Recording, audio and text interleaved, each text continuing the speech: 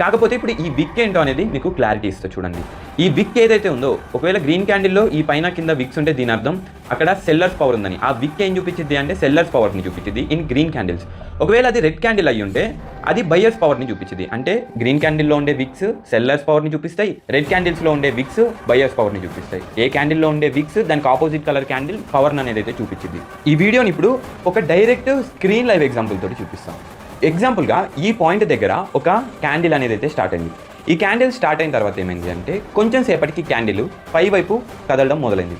ఎప్పుడైతే ఈ క్యాండిల్ ఒక సర్టెన్ పాయింట్ దగ్గర దాకా కదిలిందో అక్కడ సెల్లర్స్ పవర్ అనేది అయితే తీసుకుని ఆ క్యాండిల్ ఎక్కడైతే ఓపెనింగ్ పాయింట్ ఉందో ఆ ఓపెనింగ్ పాయింట్ దగ్గర తీసుకొస్తంతో పాటు దాన్ని ఇంకా కిందకి నెట్టేశారు. అంటే ఇప్పుడు ఆ క్యాండిల్ గ్రీన్లో నుంచి రెడ్లోకి వచ్చేసింది. ఇప్పుడు ఈ క్యాండిల్ 1 minute టైం లైఫ్లో ఇంకొక 5 seconds మాత్రమే లెఫ్ట్ ఉంది. ఈ 5 secondsలో క్యాండిల్ అనేది ఇంకొంచెం పైకి కదిలింది. ఓవరాల్గా ఈ క్యాండిల్ బాడీ అనేది రెడ్లో ఉంది.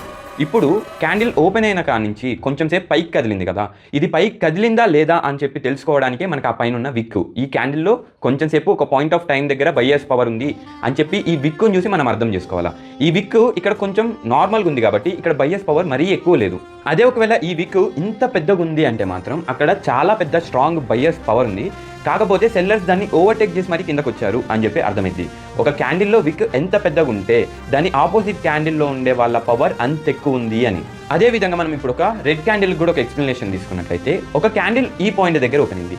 ఈ క్యాండిల్ ఏమైంది ఒక సర్టెన్ టైం వరకు కింద వైపు కదలడం మొదలుపెట్టింది.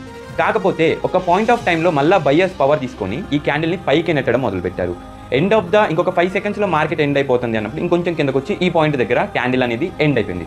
ఇప్పుడు ఏం జరిగింది, ఇది ఓవరాల్గా ఒక గ్రీన్ క్యాండిల్. కాకపోతే ఈ కిందున్న విక్ ఈ పైన విక్ ఏం చూపిస్తున్నాయి అంటే సెల్లర్స్ పవర్ ఎంత ఉంది ఆ క్యాండిల్లో అని చెప్పి చూపిస్తున్నాయి. ఇప్పుడు అర్థమైందా ఒక కలర్లో ఉన్న క్యాండిల్ లోపల ఆపోజిట్ కలర్లో ఉండే క్యాండిల్ పవర్ ఎలా చదవాలి అని.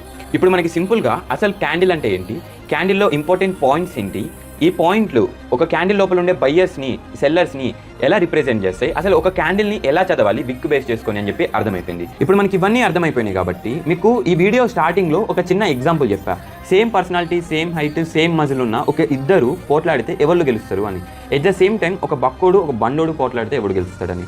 మనం ఏమనుకున్నాం, వాళ్ళిద్దరు బాడీ పర్సనాలిటీల మీద వాళ్ళకు ఒక నేమ్ పెట్టినాం, బక్కా బండోడు అని. అలాగే క్యాండిల్స్లో కూడా ఈ క్యాండిల్ బాడీ దానికి ఉన్న విక్ను బేస్ చేసుకొని వీటికి కొన్ని పేర్లు ఉన్నాయి. ఈ పేర్లు నేర్చుకుంటాం వల్ల మనకి ఏమైంది అంటే ఇలాంటి 2 క్యాండిల్స్ పోట్లాడినప్పుడు రాబోయే క్యాండిల్ గ్రీన్ వచ్చిద్దా రెడ్ వచ్చిద్దా అని చెప్పి మనకి పాసిబిలిటీ అనేది ఎక్కువ ప్రెడిక్ట్ అనేది అయితే చేయడానికి ఉండిద్ది.